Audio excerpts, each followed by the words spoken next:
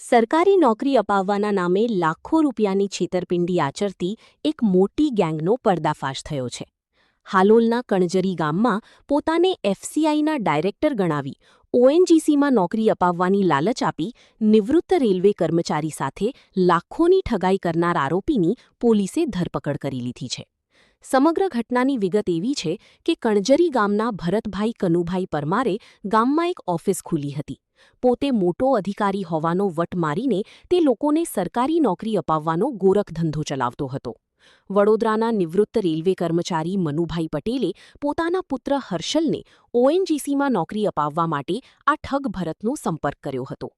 આરોપી ભરતે ઓએનજીસીના VIP quota હેઠળ નોકરી અપાવવાનું કહીને મનુભાઈ પાસેથી કુલ ₹7.78 લાખ પડાવી લીધા હતા. એટલું જ નહીં, ભરોસો જીતવા માટે હર્ષલના નામનું નકલી ઇન્ટરવ્યૂ કોલ લેટર પણ આપી દીધું હતું. લાંબો સમય થવા છતાં નોકરી ન મળતા જ્યારે મનુભાઈએ પોતાના રૂપિયા પાછા માંગ્યા ત્યારે આરોપીએ ₹1.85 લાખનો આઈડીબીઆઈ બેંકનો ચેક આપ્યો, જે પણ બાઉન્સ થયો.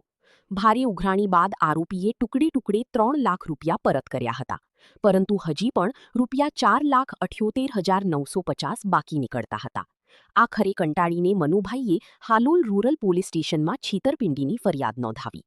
પોલીસની પ્રાથમિક તપાસમાં જે ખુલાસો થયો છે તે ચોંકાવનારો છે. આ ઠગબાજી માત્ર મનુભાઈ જ નહીં, પરંતુ અન્ય અનેક લોકોને અલગ અલગ સરકારી વિભાગોમાં નોકરીની લાલચ આપીને આશરે ₹68 લાખ ખંખેરી લીધા હોવાનો આક્ષેપ છે.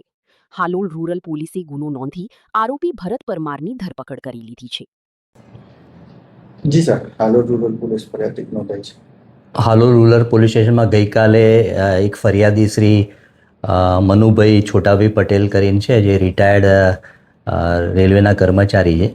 એમણે આવીને એવી ફરિયાદ આપેલી કે વર્ષ 2020માં એમને આ સામેવાળા જે ભરતભાઈ કનુભાઈ પરમાર છે, રહેવાસી કંજરીના, તેમની સાથે પરિચય થયેલો અને આ જે ભરતભાઈ કનુભાઈ પરમાર જે આરોપી છે એમને એવી પોતાની ઓળખ એફસીઆઈમાં ડાયરેક્ટર તરીકેને આપી અને એવું કરેલું કે મારે બધા જ વિભાગોમાં, સરકારી જેટલા વિભાગો છે એ તમામ ખાતાઓમાં પણ ઓળખાણ છે અને હું તમને નોકરી અપાવી દઈશ. એટલે આ કામના જે ફરિયાદી મનુભાઈ છે એમને એમના દીકરાને નોકરી ઓએનજીસીમાં અપાવવા માટે થઈ અને વાતચીત કરેલી, જે અનુસંધાને એમણે આરટીજીએસથી તેમજ રોકડા અને ચેકથી કુલ ₹7,78,950 નોકરી અપાવવા માટેના પેટે લીધેલા હતા.